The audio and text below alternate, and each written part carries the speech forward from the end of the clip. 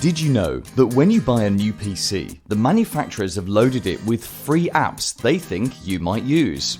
Actually, they don't really care whether you use them or not. They're paid to pre-install them.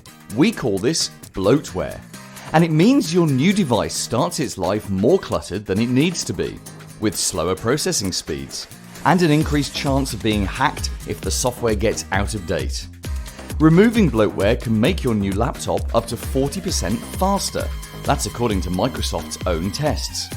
Whether your device is old or new, take a look at what apps are installed and delete anything you don't regularly use. While you're there, for security purposes, look for anything unfamiliar or software you don't remember installing. If you're worried you'll delete something important or aren't sure where to start, give us a call and we can help.